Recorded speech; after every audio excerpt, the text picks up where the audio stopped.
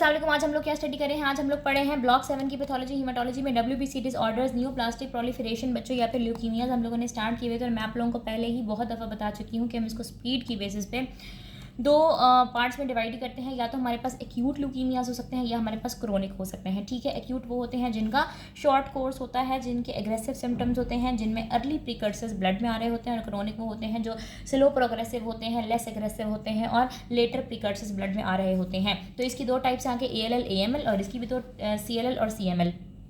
तो ALL AML और यहाँ से CML हम लोग पढ़ चुके हैं। आज हम लोगों का लास्ट टॉपिक है विच इज़ CLL। ठीक है, इसके अलावा हॉजकिन लिम्फोमा है, नॉन हॉजकिन है, मल्टीपल माइलोमा है, वो मैं आप लोगों को नेक्स्ट वीडियोस में इंशाल्लाह कोशिश करूँगी कि जल्द अज जल्द कवर करवा दूँ। ठीक है बच्चों, तो CLL या फिर इसका दूसरा नाम है SLL। ठीक है, मैं आप लोगों को दोनों चीज़ें एक्सप्लेन करती हूँ। CLL stands for chronic lymphocytic leukaemia. ठीक है, क्रोनिक लिम्फोसाइटिक ल्यूकीमिया। और SLL से बनता है स्मॉल लिम्फोसिटिक लिम्फोमा। दोनों तकरीबन सिमिलर चीज़ें हैं, फ़र्क सिर्फ पेरिफेरल ब्लड इन्वॉल्वमेंट का है। तो पहले इनके वर्ड्स को हम थोड़ा एक्सप्लेन करते हैं। क्रोनिक का क्या मतलब है कि स्लो ग्रोइंग होगा, लेस एग्रेसिव सिम्टम्स होंगे और जो लेटर प्रिकर्सर्स होंगे वो ब्लड में आ रहे होंगे। ठीक है, लिम्फोसिटिक का क्या मतलब है कि ये लिम्फोसाइट्स खास तौर पर B लिम्फोसाइट्स को इफेक्ट करता है। ठीक है बच्चों, अगर आपको इसका थोड़ा सा लीनिएज याद हो तो हमारे पास क्या होता है, लिम्फोब्लास्ट होते हैं, प्रो लिम्फोसाइट होते हैं और लिम्फोसाइट्स होते हैं जिसमें B सेल्स, T सेल्स और नेचुरल किलर सेल्स होते हैं। तो इसके अंदर लेटर प्रिकर्सर्स B सेल्स जो है ना, एबनॉर्मल B सेल्स, वो ब्लड में आ रहे होते हैं। ठीक है, और क्रोनिक लिम्फोसिटिक ल्यूकीमिया का क्या मतलब है कि ये बोन मैरो और उसके साथ ब्लड को इन्वॉल्व करेगा। और जो स्मॉल लिम्फोसिटिक लिम्फोमा है वो लिम्फोसिटिक ही है, वो भी यानी कि वो भी लिम्फोसाइट्स को अफेक्ट करता है, लेकिन वो लिम्फोमा है। बच्चों अगर आप लोगों को याद हो, ल्यूकीमिया और लिम्फोमा का डिफरेंस यही होता है कि ल्यूकीमिया हमारे पास ब्लड और बोन मैरो को इफेक्ट करता है और जो लिम्फोमा होता है वो लिम्फ नोड्स को इफेक्ट करता है, वो सॉलिड ट्यूमर होता है। सो फ़र्क इन दोनों के अंदर क्या है, CLL और SLL के अंदर दरमियान अगर कोई आपसे फ़र्क पूछे तो क्या है, पेरिफेरल ब्लड इन्वॉल्वमेंट का डिफरेंस है। पेरिफेरल ब्लड इन्वॉल्वमेंट किसके अंदर, ब्लड की इन्वॉल्वमेंट किसमें होती है, CLL में होती है। बच्चों ब्लड के अंदर लिम्फोसाइट का काउंट बढ़ेगा which is greater than 5000 cells per microlitre. ठीक है, तो अगर ब्लड के अंदर आ रहा होगा तो हम उसको CLL बोलेंगे, अगर लिम्फ नोड्स में जा रहा होगा तो हम इसको SLL बोलेंगे। ठीक है, यहाँ तक उम्मीद है आप लोगों को समझ आ गया होगा। CLL या SLL हम लोगों ने स्टार्ट किया हुआ है। क्रोनिक लिम्फोसिटिक ल्यूकीमिया या स्मॉल लिम्फोसिटिक लिम्फोमा, और कौन से सेल्स को अफेक्ट करता है, B लिम्फोसाइट्स को ये अफेक्ट करता है। नेक्स्ट बच्चों हम इसकी पैथोजेनेसिस जो सबसे ज़्यादा इंपॉर्टेंट होती है किसी भी ट्यूमर के लिए, पैथोजेनेसिस और मॉर्फोलॉजी, ये दो चीज़ें बहुत इंपॉर्टेंट होती हैं, तो ये आप लोगों ने करनी है। हमें पता है कि कोई भी ल्यूकीमिया डेवलप होता है तो वो किस वजह से होता है, म्यूटेशन की वजह से होता है, जीन की कोई तब्दीली, क्रोमोसोम की कोई छेड़छाड़, कहीं ट्रांसलोकेशन हो गई है, कहीं कोई डिलीशन हो गई है, कहीं कोई इन्वर्जन हो गई है। ठीक है, अब पैथोजेनेसिस के अंदर पहले मैं आप लोगों को नाम बता देती हूँ और फिर आपको एक्सप्लेनेशन बताऊंगी। तो इसमें हमारे पास मेजरली क्या होता है, एक ही चीज़ आप लोगों ने याद करनी है। ठीक है बच्चों, हमेशा ना आप लोगों ने जब भी हीमेटोलॉजी पढ़नी है, थर्ड ईयर का सिलेबस है बहुत ज़्यादा, तो आप लोगों ने ना क्वालिटी के ऊपर फोकस करना है, ना कि क्वांटिटी के ऊपर।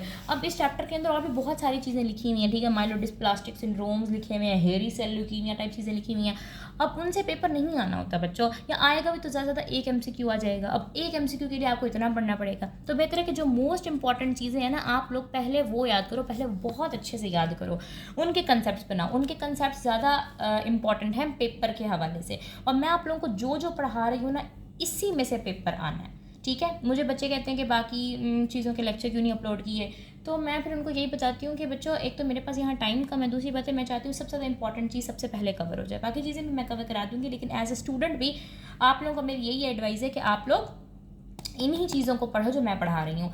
ठीक है, तो इसके अंदर मेजरली क्या होता है, BCL2 प्रोटीन का ओवर एक्सप्रेशन। ठीक है, ये एक लाइन आपने याद कर दी है, BCL2 प्रोटीन का ओवर एक्सप्रेशन। इसकी वजह क्या हो सकती है, ट्राइसोमी 12, डिलीशन ऑफ 11, 13 या फिर 17 क्रोमोसोम्स, या फिर TP53 की एब्नॉर्मेलिटीज़।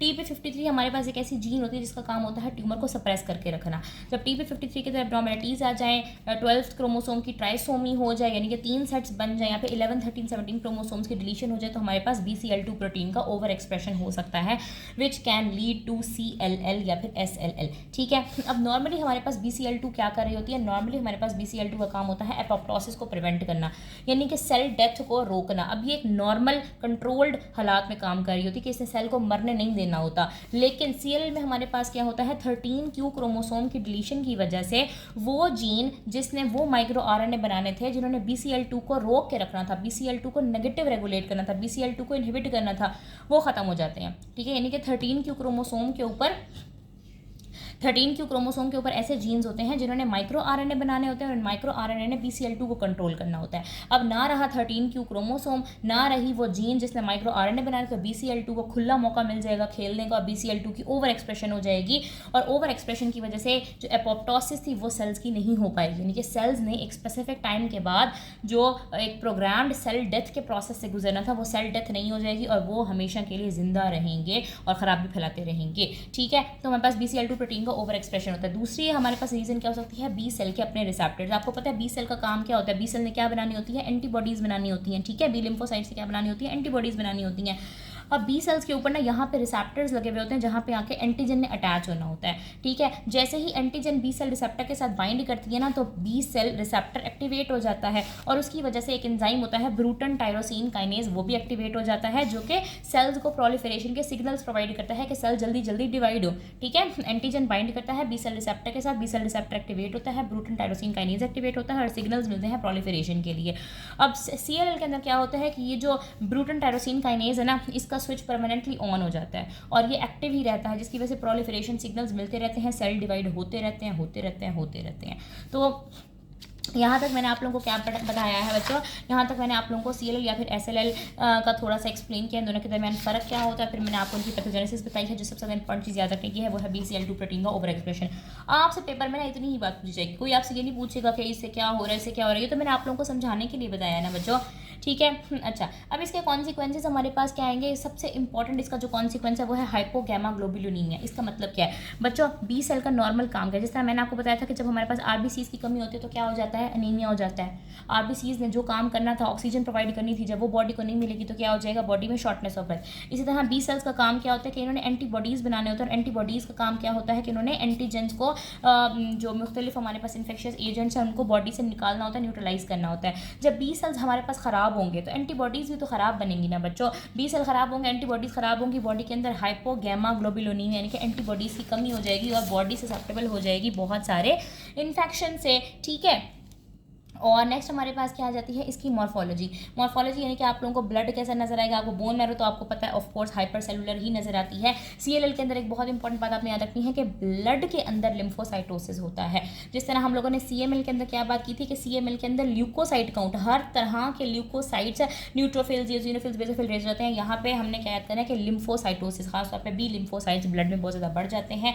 और एक बहुत बहुत बहुत इंपॉर्टेंट बात है स्मज सेल्स। जिस तरह आयर रॉड्स था ना AML में, इसी तरह स्मज सेल्स बहुत इंपॉर्टेंट है। ये क्या होते हैं बच्चों, जो लिम्फोसाइट्स होते हैं ना, दरअसल CLL के अंदर जो लिम्फोसाइट्स होते हैं वो बहुत छोटे छोटे बड़े नाजुक से होते हैं। तो जब हम उसका स्मीयर बनाते हैं, जब हम स्मीयर कैसे बनाते हैं, ऐसे स्लाइड के ऊपर ब्लड का ड्रॉप गिरा के वो उसको दूसरी स्लाइड से आगे खींचते हैं, वो स्मीयर बन जाता है ताकि उसको माइक्रोस्कोप में देख सकें। तो जब हम ये स्मीयर बनाते हैं तो ये इतने फ्रेजाइल होते हैं कि ये टूट जाते हैं बेचारे, और टूटे हुए सेल्स को हम लोग बोल रहे होते हैं स्मज सेल्स। तो स्मज सेल्स अगर आपको दिख जाते हैं तो इसका मतलब है CLL है। और SLL हमारे पास जो है ना वो लिम्फ नोड्स के अंदर आपको लिम्फोसाइट्स नजर आएंगे। यहाँ पे ब्लड के अंदर लिम्फोसाइट्स, यहाँ पे लिम्फ नोड्स के अंदर लिम्फोसाइट स्मॉल रेस्टिंग होते हैं, इनके डार्क राउंड न्यूक्लाई होते हैं, स्कैंटी सा साइटोप्लाज्म होता है।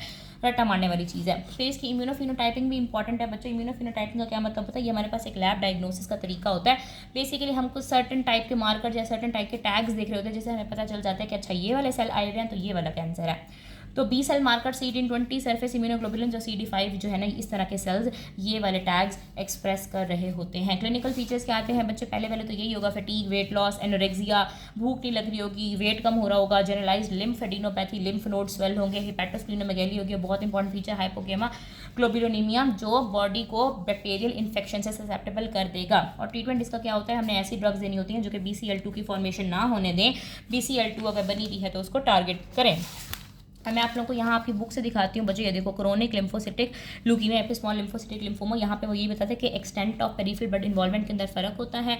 ठीक है, SLL के अंदर हमारे पास लिम्फ नोड्स की इन्वॉल्वमेंट होती है और CLL में हमारे पास ब्लड की इन्वॉल्वमेंट होती है। ठीक है, पता नहीं नज़र आ भी रहा है या नहीं आ रहा। ठीक है, फिर वो आपको बता रहा है कि ना इसके अंदर क्या होता है, हाई लेवल ऑफ BCL2 एक प्रोटीन है जो कि इनहिबिट करती है एपोप्टोसिस को। अब BCL2 की ओवर एक्सप्रेशन किस तरह से होती है, वो कह रहे हैं कि डिलीशन ऑफ 13q क्रोमोसोम की वजह से हो सकता है, या फिर जो दूसरा इसने यहाँ पे बताया है ब्रूटन, ये देखो ब्रूटन टायरोसिन काइनेज का बताया हुआ है। फिर उसने आगे जो है ना हाइपोगैमाग्लोबुलिनीमिया का भी बताया हुआ है, ठीक है। मॉर्फोलॉजी में वो क्या कहता है कि मॉर्फोलॉजी के अंदर स्मॉल रेस्टिंग लिम्फोसाइट्स नजर आ रहे होते हैं, और यहाँ पे वो बता रहा है लिम्फोसाइटोसिस का, स्मज सेल्स का आपको बता रहा है, इम्यूनोफिनोटाइपिंग CD20 CD5, ये मैंने आपको क्लिनिकल फीचर सारे बता दिए, फैटीग, वेट लॉस, एनोरेक्सिया, जेनाइस लिम्फोटिनोपैथी, हेपेटोस्प्लीनोमेगैली, हाइपोगैमाग्लोबुलिनीमिया, जिसकी वजह से बैक्टीरियल इन्फेक्शन बहुत ज़्यादा हो सकते हैं। इसके अलावा ऑटो इम्यून हिमोलिटिक एनीमिया भी जो है ना वो डेवलप हो सकता है, ठीक है। उसके अलावा जो है ना इसने और पैथोजेनेसिस और तरीके से बताई दिया कि 13 क्रोमोसोम के अलावा TP53 का लॉस भी हो सकता है, ठीक है।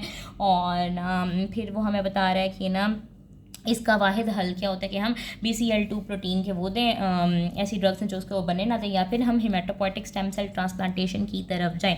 और वो कह रहे हैं कि ये जो ट्यूमर है ना ये इतना ज़्यादा एग्रेसिव हो सकता है कि ये ट्रांसफॉर्म होके ना एक बहुत एग्रेसिव ट्यूमर बना सकता है जो कि diffuse large B cell lymphoma जैसा नज़र आता है। इसको बोलते हैं रिक्टर ट्रांसफॉर्मेशन। तो जो यहाँ पे हम लोग क्या क्या पढ़ चुके हैं, यहाँ पे हम लोगों ने जो है ना वो AML भी पढ़ लिया है, ALL भी पढ़ लिया है, CML भी पढ़ लिया है और CLL भी पढ़ लिया है। तो इन दोनों का डिफरेंस मैंने आप लोगों को एक्सप्लेन कर दिया था। CML और CLL का डिफरेंस मैं आप लोगों को एक्सप्लेन कर देती हूँ। बच्चों ये चारों टॉपिक काफ़ी ज़्यादा इंपॉर्टेंट है एग्जाम पॉइंट ऑफ व्यू से, और इसके जो मैं नोट्स बनाती हूँ ये मैं आप लोगों के अपने ना इंस्टा पेज पे लगा दूँगी, ठीक है। स्टेथो स्टोरीज़ उसका नाम है, ठीक है, स्टेथो स्टोरीज़ _01, ठीक है, स्टेथो स्टोरीज़ 01। यहाँ पे जो है ना मैं आपको पोस्ट भी कर दूँगी, और यहाँ से आप जो है ना वो मेरे गाइडेंस वगैरह भी चेक कर सकते हैं बच्चों। मैं चैप्टर वाइज गाइडेंस भी बनाती हूँ और इंपॉर्टेंट MCQs के PDFs वगैरह सब कुछ बनाती हूँ।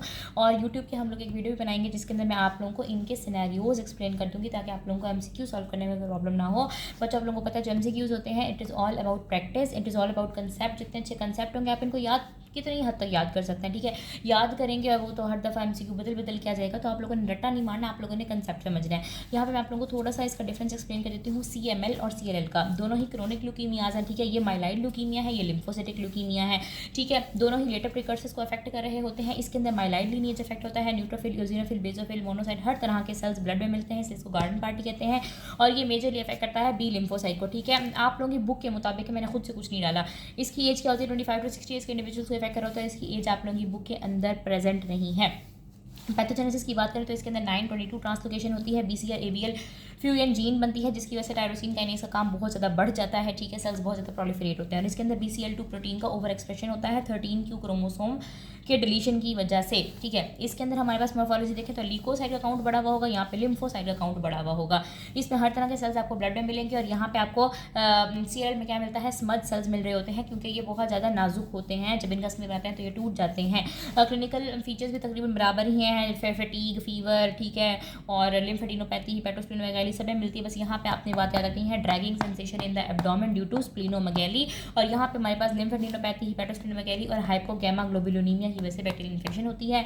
इसमें हम टायरोसिन काइनेज के इनहिबिटर्स दे रहे होते हैं ट्रीटमेंट के लिए। यहाँ पे हम लोग ड्रग्स दे रहे होते हैं जो कि टारगेट कर रहे होते हैं BCL2 प्रोटीन को, ठीक है बच्चों। यहाँ पे हमारे पास मेजर ल्यूकीमियाज कंप्लीट हो चुके हैं। नेक्स्ट लेक्चर में इंशाल्लाह हम लोग जो है ना वो Hodgkin non Hodgkin lymphoma start करेंगे, ठीक है, हॉजकिन नॉन हॉजकिन लिम्फोमा, और उसके बाद इंशाल्लाह हम लोग पढ़ेंगे बच्चों। यहाँ से यही चीज़ें सबसे ज़्यादा इंपॉर्टेंट है, ठीक है। ये चारों AML ALL CML CLL, इसके अलावा हॉजकिन नॉन हॉजकिन और मल्टीपल माइलोमा, ठीक है।